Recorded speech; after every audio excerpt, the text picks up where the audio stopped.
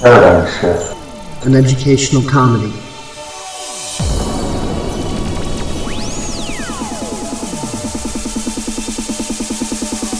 It's not a cause, not a movement.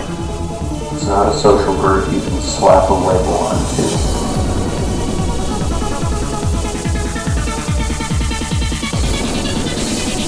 It's an idea. It's an intention. It's an intuition. A mindset in which reality can be explored. It's for genuine expression, Discernment, critical thinking, and imagination. To look inward upon ourselves. To better understand the external world around us. and yes, Few egos are bound to be bruised. With our silly, zany, politically incorrect, George Carlin built style of going about things. real and raw honesty. which invites you to be to the fullest.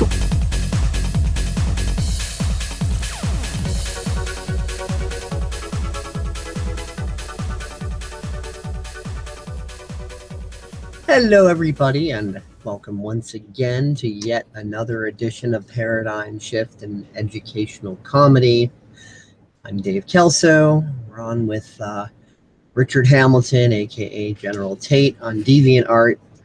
And we are here to discuss the whole Net Neutrality Dog and Pony Show, also with lots of on-screen sharing illustration stuff.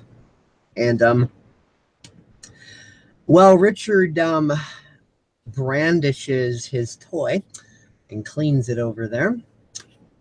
It's a 1911 A1, by the way, Rock Island Armory. For any of you gun enthusiasts out there who can watch this channel, I'll probably show it to you a little bit later as a side note when we get done with our main topic here. Yep. Anyway. Be thankful he's not whipping out the X-rated gun. Anyway, moving right along. So, before we move forward into the topic, I want to put out a few pre-qualifiers. Call them trigger warnings, if you'd like, so that we can be clear about what this episode both is and is not going to be about, so that the viewers can make an informed choice as to whether or not to remain tuned in or to tune out. Because after all, your time is as valuable as anybody else's, so we want to make sure we're helping you to not waste any of it. First of all, we are going to be discussing the subject of net neutrality, not in terms of Chicken Little, the sky is falling, doom and gloom and boo-hoo and oh my god, it's the end of humanity and blah, blah, blah, blah, blah. Nor are we going to be acting as if there's any sort of unicorns or magical saviors that are going to come swooping in to the rescue, be they esoteric, political, or otherwise. We're simply just going to talk about the facts of the situation as logically and pragmatically as we possibly can. So anybody who watches these sorts of videos in order to kind of get like an ego boost out of it, a rise, to get their adrenaline going so they can shake their fist in rage, or the people that are looking for someone to tell them that, you know, Zorgon, the Enlightened One, is going to pop out of the seventh dimension and save them from the chaos of the lowered frequency reptilian aliens. You know, both camps are going to be very highly disappointed. So, Or the Christian fundamentalists who insist that Jesus Christ is going to come back and just save everybody because unicorns save everybody from themselves, no personal responsibility taking, no nothing. It's just going to be one big babysitter coming down and taking care of everybody. So, you know, same sort of deal. Whereas the truth is, we all know that we just kill him again in our current state. Yep. Oh, he's a demon. Oh yeah, got to kill him. Get the airstrikes ready. You know, yeah. So that's how we treat him. But anyway, moving right along. So, anybody looking to mentally masturbate, as it were, to feel justified, whether you're talking about the extreme negative direction, oh, the world's going to end, or the positive direction that, you know, someone's going to float in off of a cloud and save you. This video is not for you, so those people may feel free to tune out. The next little disclaimer I would like to put out is that everything that we say on this is our opinion. Even if we say something is a fact, it is still only our opinion that something is a fact. Why? Because regardless of what is or isn't a fact, there's always somebody that can pop up and say, no, no, no, that's not right. How dare you call that a fact? So fine, I can call it a fact as long as I'm saying that in my calling it a fact, it's my opinion. So all bases covered there. So anybody who has a problem with that, and one might be surprised with just how many people actually have a problem with such things because they don't actually know what liberty and freedom truly is. Well, anybody who has a problem with that can feel free to tune out and not waste their time.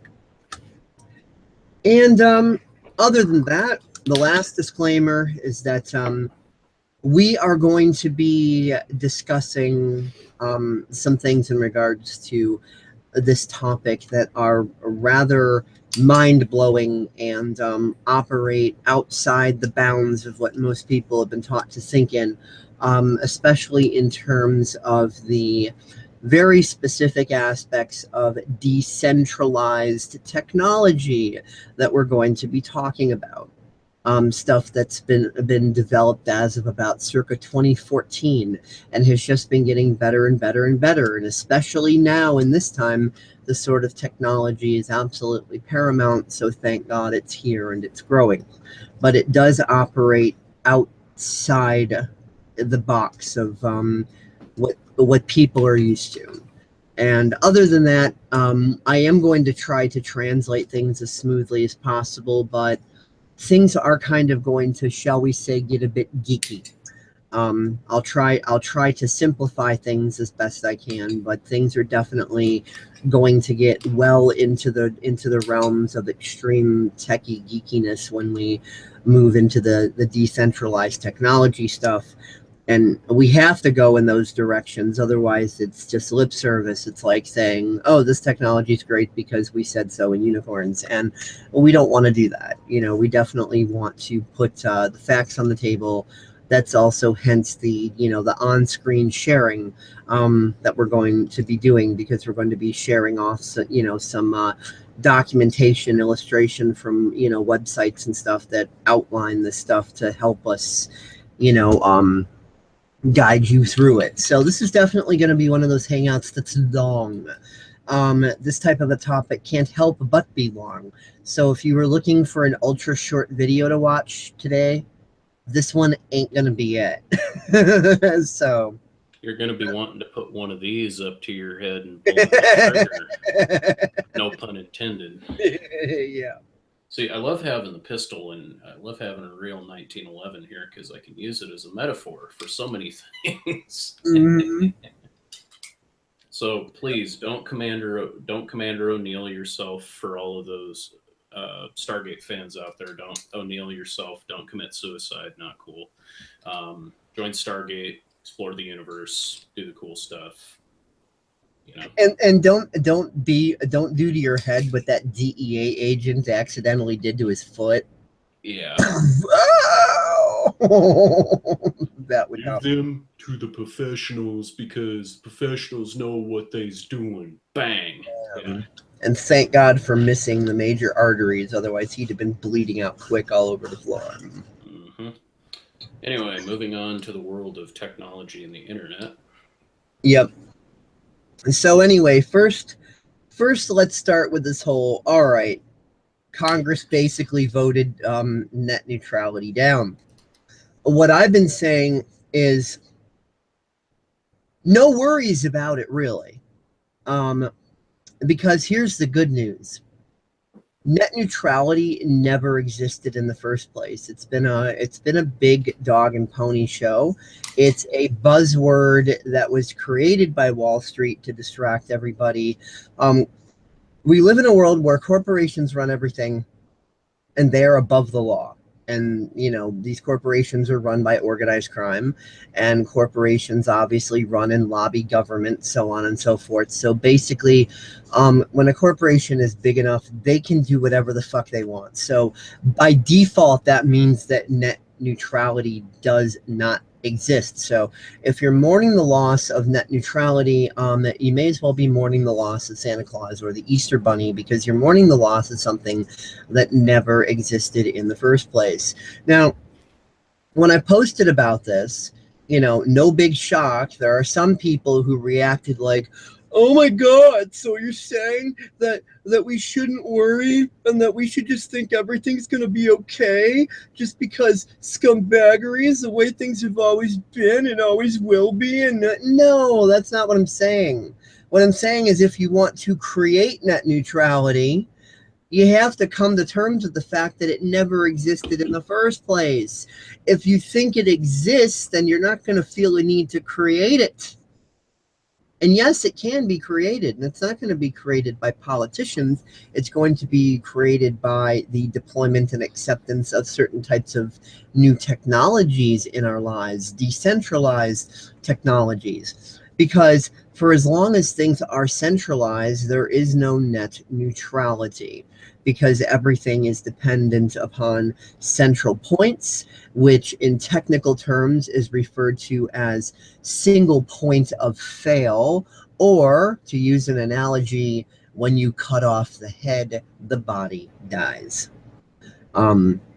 Anything that's based in centralized technology is vulnerable not only to attack, you know, DDoS attack, hackers, so on and so forth, but is also vulnerable to being usurped by, you know, people that we might not want usurping it.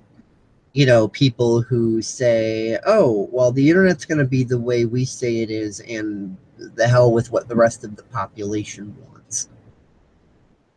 So it is centralization that has been the problem. And for as long as there is centralization of internet technology, there is no net neutrality. Because when things are decentralized, there is no single point of fail. Because with decentralized technology, this is an oversimplification, but every point on the network is kind of client and server in equal measure. Everything can communicate with everything else in real time, tossing data packets everywhere. So then it doesn't matter how many nodes on the network you take down. It doesn't take down the network. It doesn't delete any data. It doesn't censor anything. So you could take down however many nodes. You could take down 1,000 nodes, and there's still millions of them out there. So taking down 1,000 nodes is the equivalent of having taken down absolutely none, as if you've done nothing. So, like, that is the benefit of decentralized technology. Think of it like a swarm of bees. You know, if you've got 10,000 bees coming at you, then if you manage to kill a few hundred bees, you're not going to stop the swarm, because you've just killed a few hundred bees. So what? That swarm is still coming at you. So it, you know, it's basically like an unstoppable avalanche once it gets going. And of course, you know, this raises you know, a lot of questions, obviously, as far as how this technology would work in conjunction to A, the way people like doing certain things, and also B, you know, there's obvious, like, you know, questions that are going to pop up. But like, wait a minute, wouldn't that cause a security issue there or there or there? What about this? What about that? We're going to address as much of this sort of stuff as we can. And also, one more thing, we're also going to be discussing a little bit of world event stuff and personal paradigms and things like that, because the main reason that things have been allowed to happen as they've been allowed to happen is the paradigms of the people. So there is definitely emotional, psychological, exoteric, esoteric, this, you know, these ingredients that are very human coming together to form this technological cake, because humans create technology. Duh! So you'd think it might have something to do with it. So you were going to say, Richard? I was just going to say, along with decentralized internet technology, there's a very, very, very well done video on this way new collaboration by Howard Rheingold. I discovered it in one of my recent college classes that I just recently finished from winter term. It's a TED Talk. It's about 19 minutes long, but it kind of is a good introduction point as to all of the different technologies that have been that I believe this video is probably about 10 years old, maybe 12 years old from the looks of it. But he talks about Linux. He talks about all these other big major leaps forward in technology. And I think it would be a good video to go down the rabbit hole with, just as an introductory point before we go on to the rest of what we're going to be discussing here. And since Dave's sound system is far superior, I'm going to send him the link to said video so he can play that video from YouTube, since it is a good video.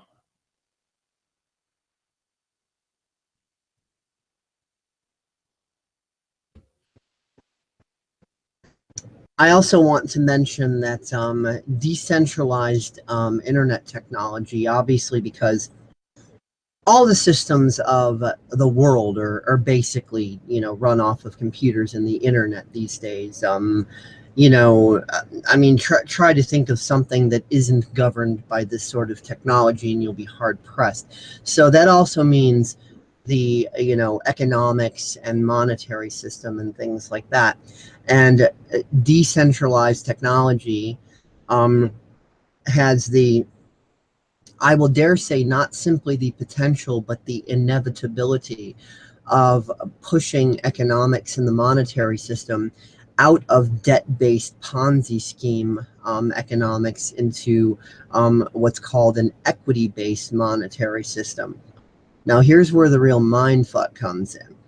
We have been, well, let's just say worry is worshiping the problem, and humanity's gotten really good at worry worship, to the point that we worship that worry as a god, as the absolute real reality, to such an extent that when anybody tries to bring up anything solutions oriented, people are like, no, that can't be, that's naive, that's delusional, that's not real, because look at how we're enslaved, look at what the system's doing, look at what Wall Street's doing, look at this, look at that, and so we kind of worship the 1%. Whether you're demonizing them or praising them, it's still worship. And really, the 1% is nothing more than a bunch of inbred fucking retards. That's what they are. And we act as if they are these immutable gods, and that no mere mortals can dare come up against their omniscient, almighty, immutable, godlike powers. And it's really stupid. It's as dumb as acting as if high school jocks are of deity status, when really everybody knows that high school jocks are nothing more than bullies and losers. And they got big muscles and stuff, and so they're able to physically push people around. And if they've got a lot of practice being manipulative narcissists, then what they don't have in muscle, they can make up for in gaslighting the fuck out of people and manipulating them into, the whole high school gossip game, which grown-ups in the grown-up world do a hell of a lot better job of that game than high schoolers. Which is why you should never argue with a fool, because they'll just bring you down to their level and then beat you with experience. Yeah. Rule to life 101, never argue with a fool, just let the fool be a fool. You're wasting your energy well spent somewhere else. Now, if they start attacking you physically, or start to become a physical threat to your life, that's another matter entirely. But when it comes to normal, everyday, day-to-day interactions, let them destroy themselves. They've got enough of their own malware to contend with. Just recognize the threat and avoid it as much as possible. Yeah, exactly. So obviously the first step in reining in these guys to be able to solve problems such as the whole net neutrality issue is defund the enemy. Because yeah, the debt-based system may be a Ponzi scheme, and the top 1% may have a lot of money, resources, this, that, and the other, but they are still locked into the rules of their own game. In other words, corporations need money to be able to exist.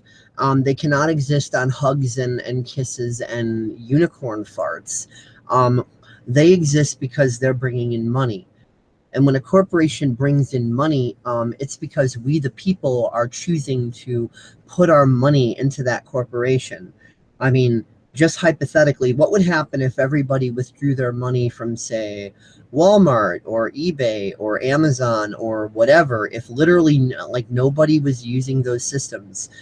Do you think those systems would survive and thrive if nobody was using them simply just because unicorns in my ass and I say so and I virtue signal and I'm acting like I'm God Almighty and golden cocks and no other reason? No, of course not. These corporations exist when they are, meeting the monetary requirements for existence. And if they are not meeting those monetary requirements for existence, then they go down, or at the very least, they get bought out. And then hopefully the new owners do not make the same mistakes as the old owners did. But either way, they do not exist on hugs, kisses, and unicorn farts. They exist on money. So even as much of a Ponzi fiat scheme as our current money system is, these corporations cannot survive without it. So if you want to defund the enemy, withdraw your money from the enemy. Stop buying GMO Monsanto shit. Stop eating, Burger King fucking burgers and whomever else you're buying from that is a corporation that is, supporting going against net neutrality and supporting polluting the shit out of, the environment and whatever else, these various corporations might be doing. If you want them to stop doing it, defund them. This isn't Pollyanna. This isn't rocket science. This isn't some way out there idea. It's a simple fact that corporations need money to continue operating. They get their money from us. Mm-hmm. And for those people out there who would mistranslate that to, oh, woe is me, I'm only a single individual and I'm incapable of defeating the machine. We're not saying that because you stop buying Nestle or you stop buying uh, genetically modified potato chips or whatever the hell it is that you do from your day to day, whatever you're purchasing, whether it's firearms or whatever. We're not saying that all corporations are going to stop overnight because you practice it. It's impossible to not buy corporate products every now and again because let's face it, they're so intertwined, they're so intermixed, they're around, they do their shady shit, they do what they do. Um, but where the real power comes in isn't in the individual, but in the collective. The corporations need us en masse to keep them afloat. A handful of individuals here and there isn't going to prevent anything or do anything, but over a period of time, if you decide that you no longer want McDonald's, for example, McDonald's, this has been a big one. Financial analysts have been looking at over the last 3 to 5 years. McDonald's has been on a downturn. Why is that? Well, that's because a majority of Americans and by extension people around the globe realize McDonald's for being unhealthy, shady, and where they get their meat from, where they get all of their food sources from. So as a result, people becoming more health conscious and health aware in mass have in turn stopped buying products from McDonald's, meaning stop buying French fries, double quarter pounders with cheese, soda, you name it. They stopped buying. And McDonald's, as a result, notices that when they notice that their profits have gone down from quarter to quarter, and they're noticing that the sales that they used to reap benefit from, just for granted, are gone, You know, look at how McDonald's is trying to influence people to come into their stores. They're offering more. All these fast food places are offering more things now that they used to never offer. McDonald's has the all-day egg McGriddle now. That used to be unheard of. McDonald's went from 6 a.m. to 10 a.m. and Saturdays to 11 a.m. offering breakfast. Then they switched over to lunch. Now you can get breakfast anytime, day or night, doesn't matter. But that's merely because they're so desperate, and nobody, including myself, wants to go in there just because it's garbage. President Trump excluded, of course. He seems to still like McDonald's amazingly, but he's the president of the United States. Let him enjoy his double quarter pounder Big Mac, his double quarter pounder with cheese, his fries, and his drink. If that's what the leader of the free world, quote unquote, wants to eat, let him eat it. I mean, if they're not criticizing him for eating McDonald's, they're going to criticize him for drinking Fiji water and taking breaks while he's talking to the press. Besides, look at it this way. If you're anti-Trump, the more of that fast food he eats, the quicker he'll be in his grave and no longer your problem. So there you go. Well, for the Remo Williams fans out there, the limited ones that exist, if they know the reference to what I'm going to say, Chun always used to say, I see that the evil hamburger has done its evil work. It would be better for you to eat this can than what is inside of it. If you are good, you can have honey with your rice. But anyway, yeah, no, the overall point I'm trying to make here, folks, is the only way you're going to stop corporations is when you do it in mass and you do it, in large bulk numbers, like with McDonald's, like I was just saying. That's the only way corporations are going to start to notice. And right now they are. The only thing is with corporations, it's not an overnight deal. They've got a lot of money. They've got a lot of eggs in different baskets. So of course they're going to get more desperate. And over time, as they get more desperate, you're going to see the results of that desperation start to show up in physical reality.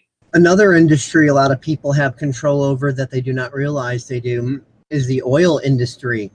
Here's a suggestion. Eat in instead of eating out. Order a pizza or just cook food you have at home in the stove that you have. Instead of spending gas money to go out and eat out somewhere. Because that pizza delivery driver is going to be out doing his rounds anyway.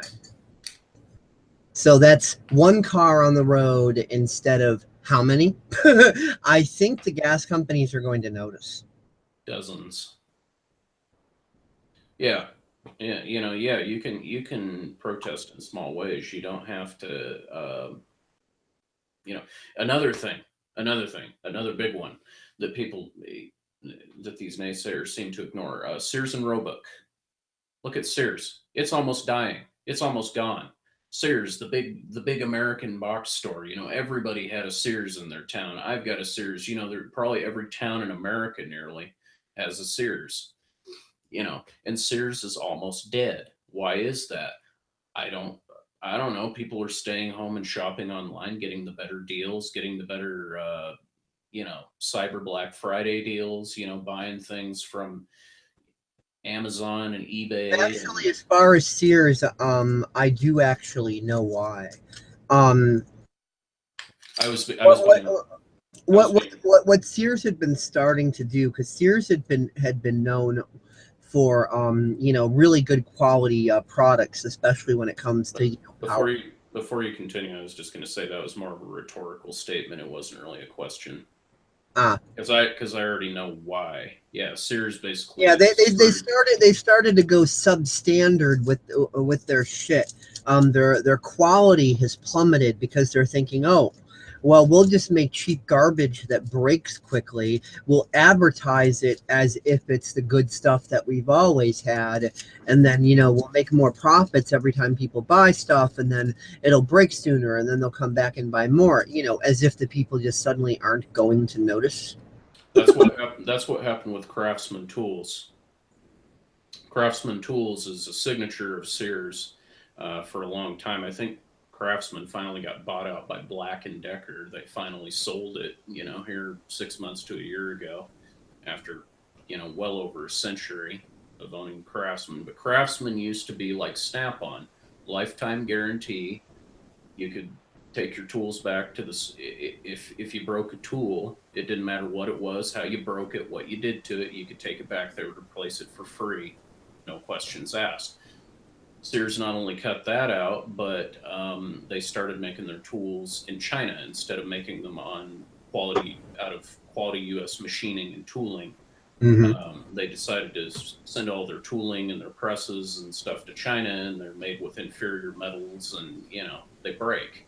As we're Snap-on, the reason why Snap-on is more expensive than anybody who knows anything about tools wants Snap-on over Craftsman is because Craftsman still to this day has lifetime guarantee, and they still make their stuff here in the United States. They don't make it overseas. But yeah, no, that was one area, one of the many ways Sears screwed themselves. But I was just going to say, besides not only doing that, screwing themselves, they haven't updated their market tactics. They're not appealing to the new generation. And the way people can destroy these giant mega corporations is just by changing trends. Toys R Us this year hit the bankruptcy switch. I remember when I was a kid, and this has been 10 years ago, 10 or 12 years ago, but 14 years ago even, But anyway, I remember Toys R Us used to be the huge thing, that's where you went. That's where you took your parents and you went and pointed out on the shelves. You're like, hey, I want that Hot Wheels set. I want that. I remember, we used to get the paper with the big Toys R Us catalog entered around this time of year, and my grandmother would hand it to me, and I'd circle all the things I wanted out of it, and then she'd, go to the store and pick out those big ticket items that I had wanted. I don't want to grow up. I'm a Toys R Us kid. Exactly. A million toys at Toys R Us that I can play with, from bikes and trains to video games. And then there was KB Toys, any millennial. Oh yeah. Anything KB Toys was even better than Toys R Us. But the main thing is all of these big box stores, because of the internet, because of the online world, because of Amazon and Jeff Bezos, they went under. Yeah. The thing is, the way to destroy a corporation is to think outside their box, outside their paradigm. And if they don't adapt, they die. Exactly. They don't survive. And all of these, these big megalomaniac corporations may try to adapt. They may try to bend to the whims of the people. Some of them will do it 100% reluctantly, just to stay afloat. That's what some of these globalists are smart enough to realize is like, well, it's still business, and I still like business, and I still want to retire, and I still want to have my billions, and I'm not doing it for the people per se, but rather just to keep myself comfortable and lush, and so I can retire in peace, because I don't want to be part of that. What people got to realize is these people that run these corporations are humans. They're not gods. And even for the fringe people that go, oh, the elites are shape-shifting reptilian aliens from another world. Well, guess what? Let's play devil's advocate. Even if they are still people. They are still beings, which means they have psychological and emotional makeup. They have paradigms. They have good points, bad points, flaws, everything that we have by default of being a thinking, feeling being.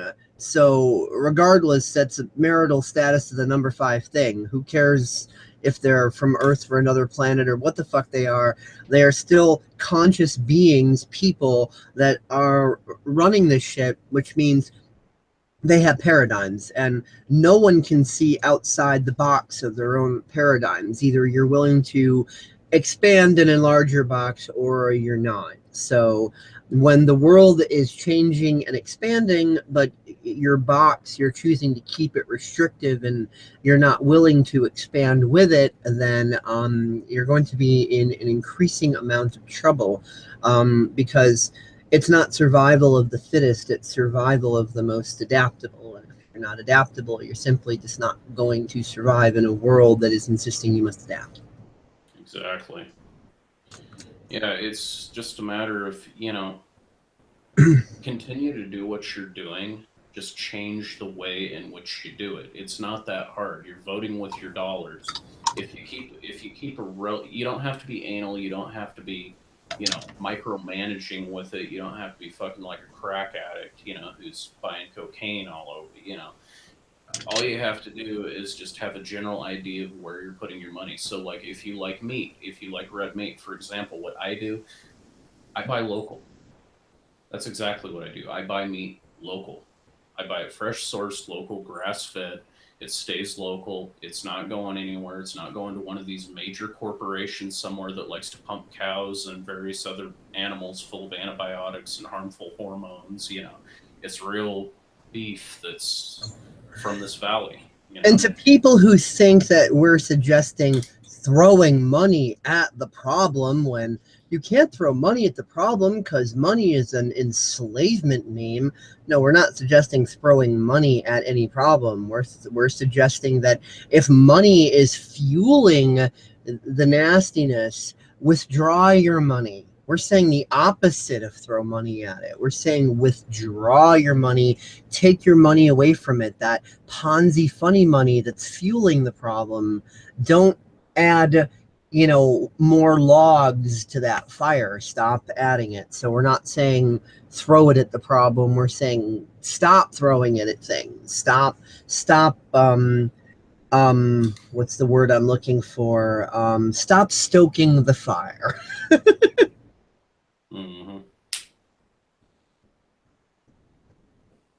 Yeah, exactly. But anyway, if we want to go into the technological aspects of that, besides the obvious, why don't you pull up that link I sent you in the Skype chat there? Yeah, all right. Because, we needed to go into the paradigms and the corporate stuff and this and that, because without doing that, all the technological stuff wouldn't make sense anyway, and it would just get people more confused, because paradigms have as much to do with this technology as anything else, because it's humans who make the technology. So, of course, paradigms has something to do with it. Mm-hmm. We've looked at the old. Now it's time to look into the new. Yeah. Give me a second here. Why?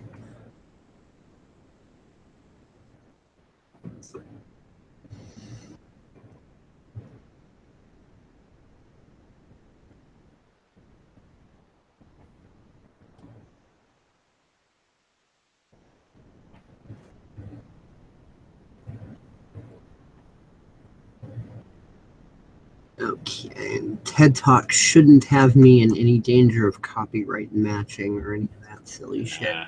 Yeah, that's pretty good about that.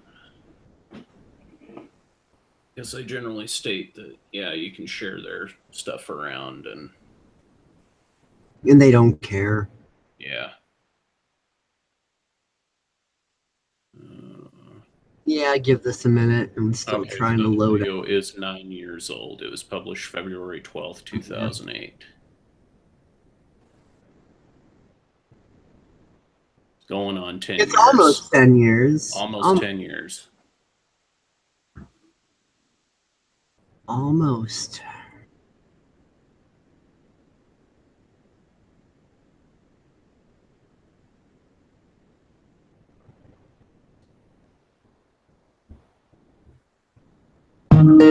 Oh, hell. Kristen's calling. Oh, lovely.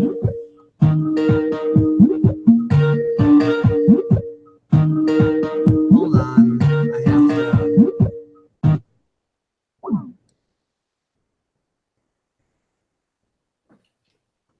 I'm going to load up Facebook right quick to send her a message. We already told her. She's just being resistant.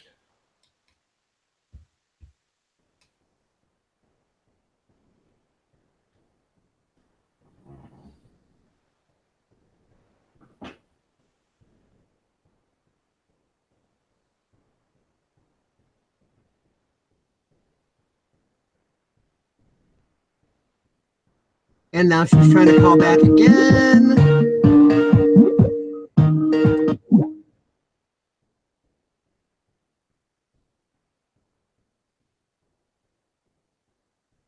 Sorry about that, everybody. Just give me one moment. Got all this different stuff loaded. Second message for her to tell her.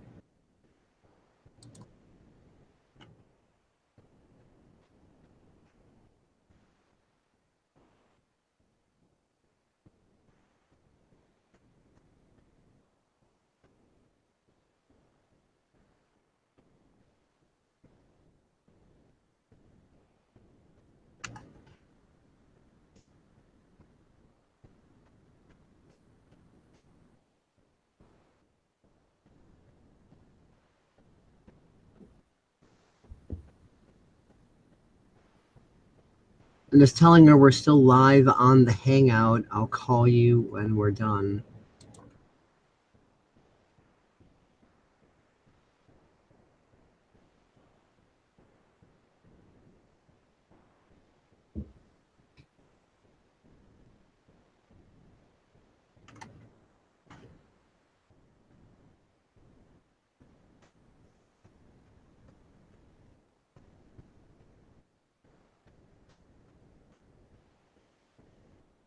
She's just asking me any sort of estimate and how long it will be. I said, not sure. You can always watch it. Link is above.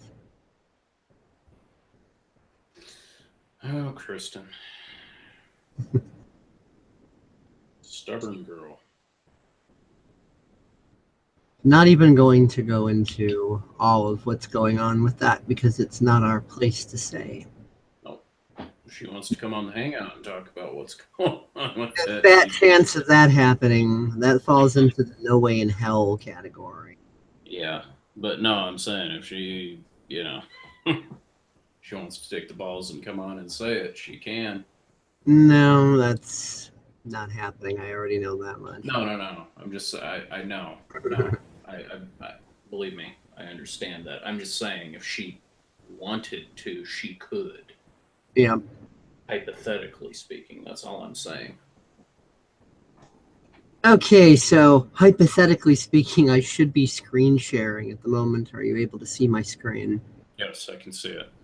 Okay, cool. So then if you mute out, I can begin playing this. Okay.